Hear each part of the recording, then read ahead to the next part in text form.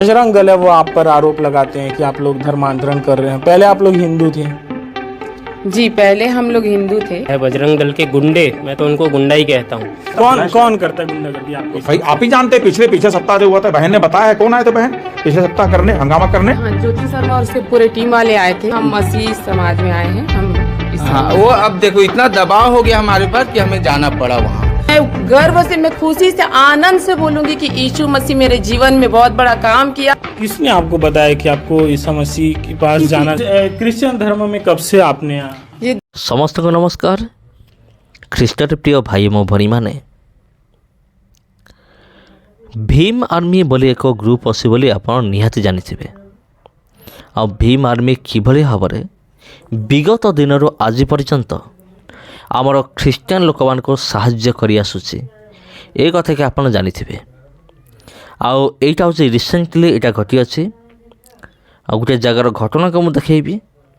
आ जो स्थान रे बजरंग दल आसिकी से गुंडागर्दी कले। आ जिते भीम आर्मी जिते पहुँचले ता पूर्वर ही बजरंग दल हेटार आउ नाहांती, से पलैछंती।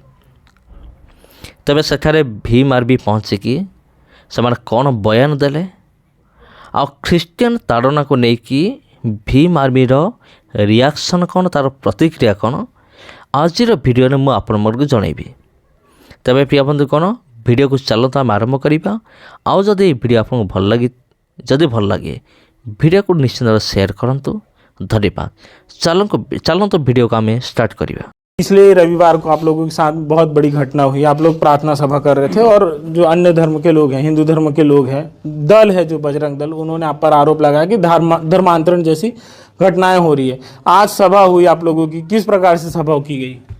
जी हम लोग जैसे 8:30 बजे पिछले संडे को भी आराधना हम लोग का आरंभ हुआ, उसी प्रकार इस संडे भी 8:30 को हमारा आराधना आरंभ हुआ और हम सभा कर शांतिपूर्वक प्रार्थना किए। हमारे भीम आर्मी के भाई लोग हमारे साथ थे। मैंने ही उनको बोला था कि आप आइएगा बोल के। वो जो बजरंग दल है वो आप पर आरोप लगाते हैं कि आप लोग धर्मांतरण कर रहे हैं। पहले आप लोग हिंदू थे।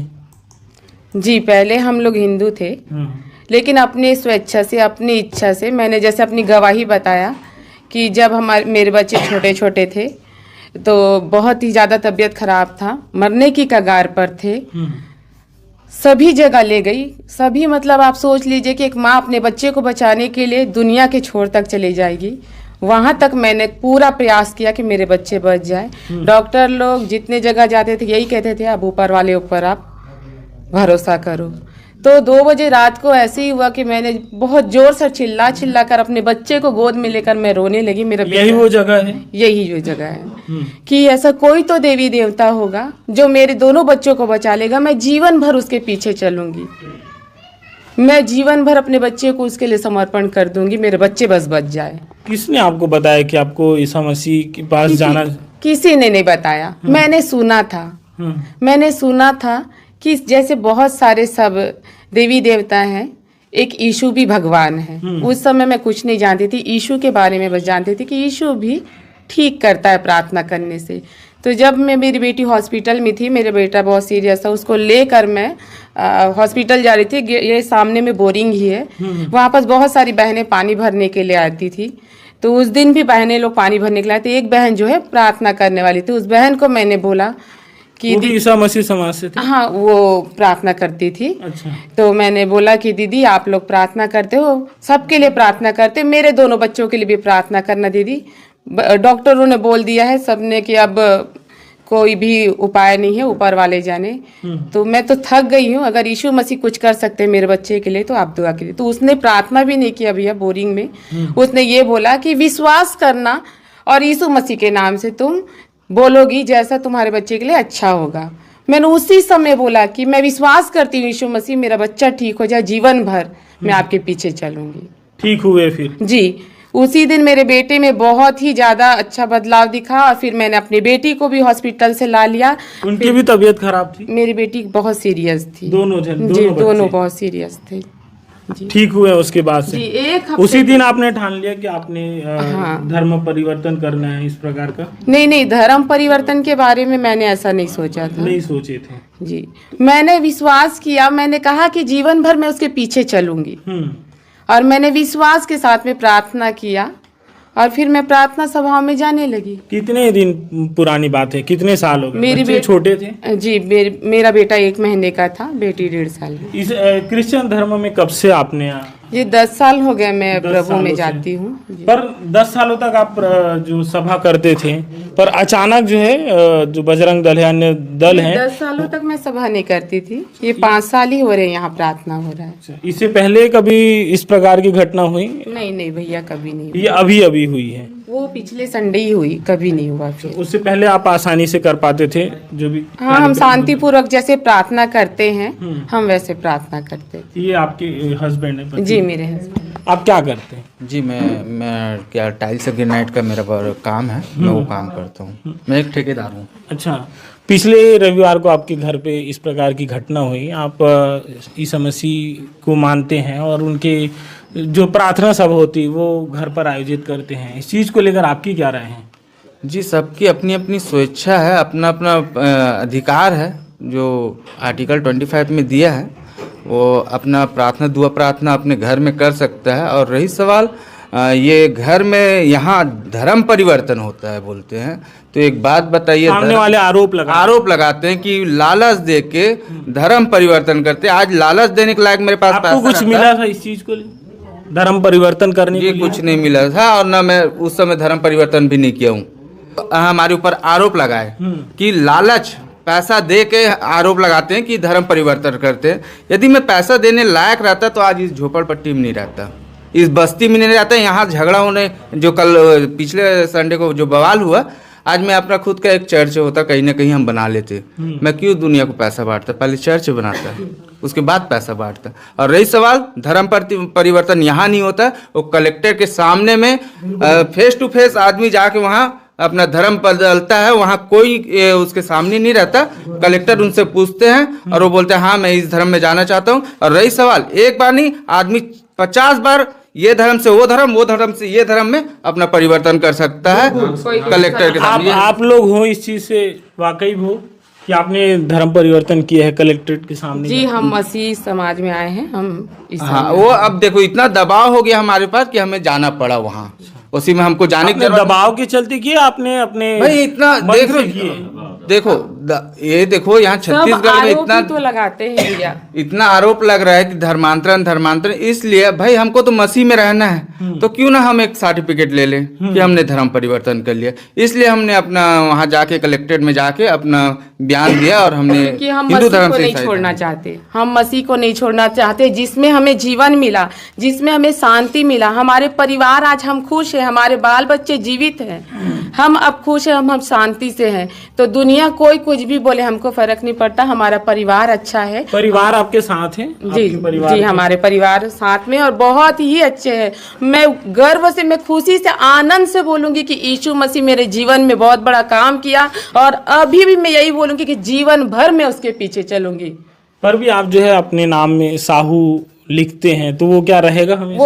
वो मेरी इच्छा है, मैं साहू लिखती हूँ और जब साहू ही लगता है रहेगा। कि हाँ प्रशासन ऐसा कोई नियम कानून निकालता है तो जरूर हम साहू से, हम संविधान के अनुसार से हम अपना सरनेम चेंज कर लेंगे।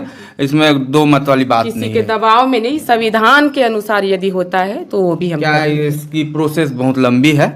यदि संविधान में ऐसा होता है लागू फिर से, तो हम जरूर। पुलिस आज सभा के लिए आप लोग सुरक्षा के लिए पुलिस के पास गए, तो उन्होंने क्या कुछ कहा? आज तो नहीं गए थे, लेकिन पिछले बार में हम मांग किए थे कि हमको सुरक्षा दीजिएगा, मगर वो सही समय में नहीं आए।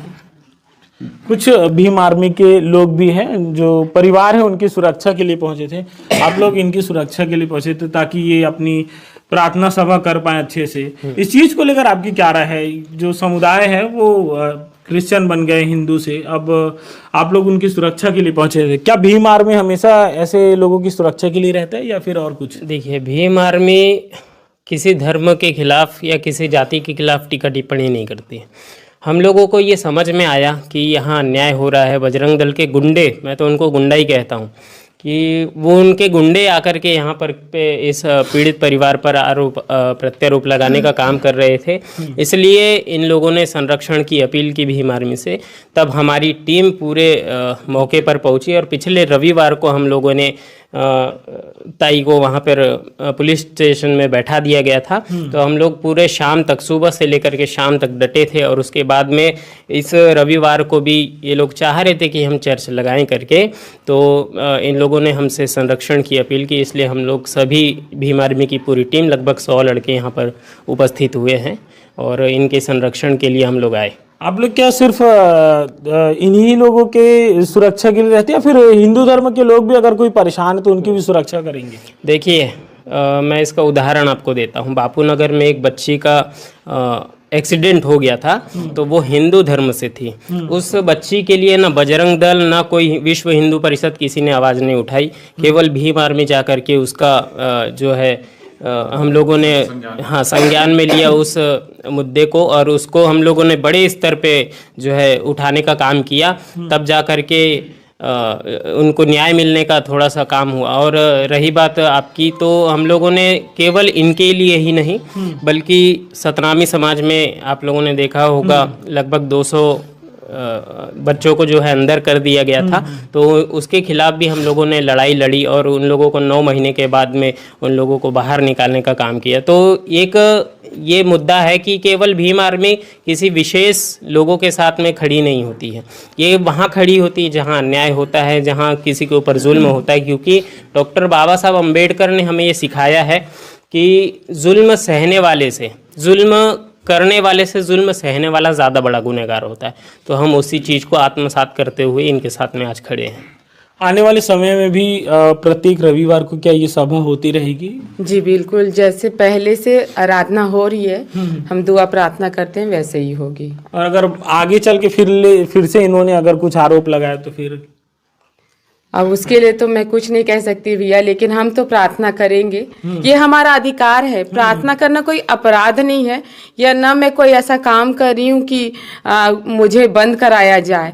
बंद तो उन लोगों को कराया जाना चाहिए कि जो माहौल को खराब करे, अशांति फैला रहे हैं और बाहर में गंदी गंदी गालियां देकर आरोप लगा रहे हैं।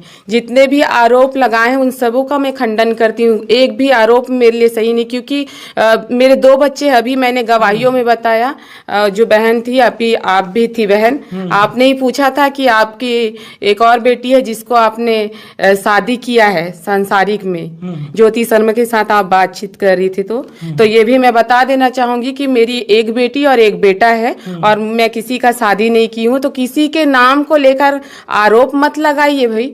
और वो भी बोली कि मंदिर में यहाँ त्योहार पर्व मनाने के लिए मना किया जाता है। मैंने वीडियो में भी दिखाया और अभी भी मेरे पास में है कि मैं किसी को मना नहीं करती। खिचड़ी बांटने के लिए मना कि मैं किसी को मना नहीं करती। आज भी आप वहाँ देखेंगे मंदिर में फूल अगरबत्ती वहाँ जल रही है, मैं कभी किसी को मना नहीं करती।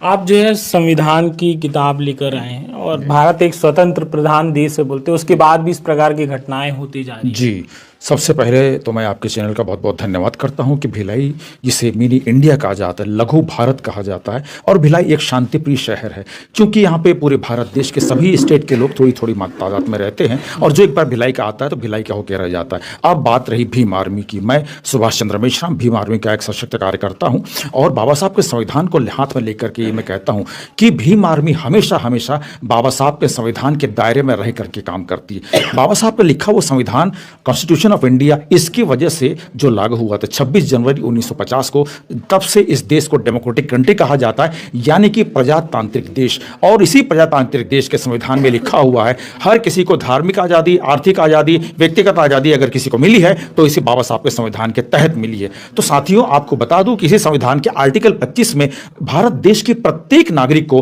किसी भी धर्म को मानने का अधिकार है और बाबा साहब के संविधान में किसी धर्म को ऊपर नहीं किया गया है और किसी धर्म को नीचे नहीं रखा गया। यहाँ पे इक्वालिटी है, इंसानियत में भी, मानव लोग में भी इक्वालिटी है और धर्मों में भी इक्वालिटी है। भारत देश का प्रत्येक नागरिक किसी भी धर्म को अपना सकता है, किसी भी धर्म में जा सकता है, अपने घर में पूजा प्रार्थना सब कुछ कर सकता है। हम भी तो करते हैं अपने घर में पूजा प्रार्थना। भाई अगर मैं समझता हूं कि जैसे अगर मिस्टर मोहनलाल है, सपोज उदाहरण के लिए मोहनलाल अपने घर में सत्यनारायण की कथा करवाते हैं, तो अपने 4 इष्ट मित्रों को, दोस्तों को बुलाते हैं, वो लाउड स्पीकर लगाते, पूजा पाठ करवाते, तो वहां पर क्यों नहीं विरोध होता है? तो उसी प्रकार अगर हमारी बहन ने, इस मसीह समाज ने, परिवार परिवार ने, चूंकि बहन ने बताया कि उनकी बच्चों के, दोनों बच्चों के, बेटा बेटी के जान का खतरा बनाया था, तो साथियों मैं आपके चैनल के माध्यम से बता दूं कि अपनी बच्चों की जान बचाने की खातिर एक मां किसी भी हद तक जा सकती है, किसी भी हद तक। उन्होंने दर दर में जाकर अपना माथा फोड़ा, मंदिर मस्जिद हर जगह, गुरुद्वारे अपना हर जगह पे। लेकिन उन्होंने, अगर किसी ने कहा कि भाई आप इतने जगह ट्राई कर रहे हो तो एक बार प्रभु यीशु मसीह से प्रार्थना करके देखिए, ये स्वयं गई।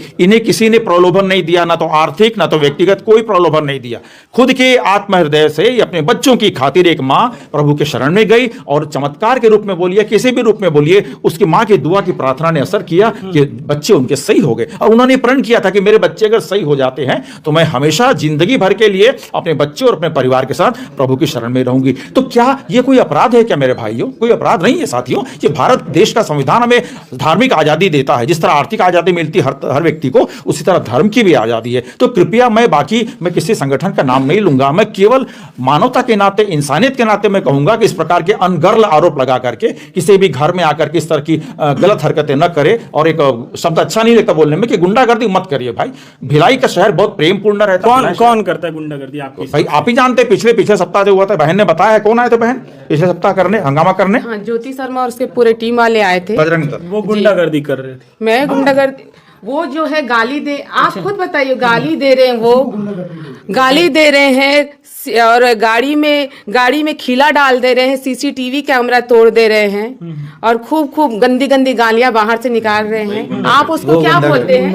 लेकिन इस मसीह समाज के मेरे परिवार ने किसी का विरोध नहीं किया। कोई इन्होंने बदले में गाली के बदले में गाली नहीं दी, इन्होंने केवल सर झुका करके ये किया। और भीम आर्मी से उन्होंने कहा कि भाइयों मुझे सहयोग दीजिए। और भीम आर्मी सदैव और सदैव बाबा साहब के संविधान पे चलती है। देखिए, इस देश का जो बहुजन है, SC, ST, OBC and minorities, they are all include करके हम बताएंगे तो सभी बहुजन आते हैं। और बहुजनों के ऊपर में जब कभी भी अत्याचार होगा, भीम आर्मी अपने टीम के साथ वहां पर जाएगी और उस बहुजन भाई के परिवार को, उस व्यक्ति विशेष को, उसके सारे परिवार को साथ देगी। जय भीम। और भीम आर्मी सदैव बाबा साहब के संविधान को मानेगा और बाबा साहब की आइडियोलॉजी पे चलेगा। यही बात कहकर मैं अपनी वाणी को विराम देता हूं। और जय भीम, जय संविधान, जय भीम, जय। तो अभी जो है हमने इनसे बात किया कि इनकी क्या कुछ वजह थी, किन कारणों से ये परेशान थे। और अब जो है ये अपनी जो मसीह जी की सभा जो होती है, प्रार्थना जो होती है, वो कर पा रहे हैं। ये वो घर है जिस जगह पर जो है बीते दिन पूर्व, मतलब बीते रविवार को, पिछले रविवार को एक घटना घटी थी कि इस पर, इनके परिवार पर जो है धर्मांतरण का आरोप लगाया गया था। बजरंग दल, जो अन्य दल होते हैं उनके द्वारा। ये वही घर है, वही जगह है जहाँ पर जो इस प्रकार के आरोप लगाए गए थे। ये अगर बाहर की ओर देखिए तो ये जो है जिला अध्यक्ष दुर्ग जिला मनोज कुमार साहू, इनका घर है। और ये जो है सभा जो लगती है, प्रार्थना सभा जो लगती है, ये वही घर है। हमने उनसे बात किया, वो आप देखिएगा कि क्या कुछ उन्होंने कहा है। मैं रवि प्रकाश, शिवनाथ संवाद के साथ आप बने रहेगा। शुक्रिया।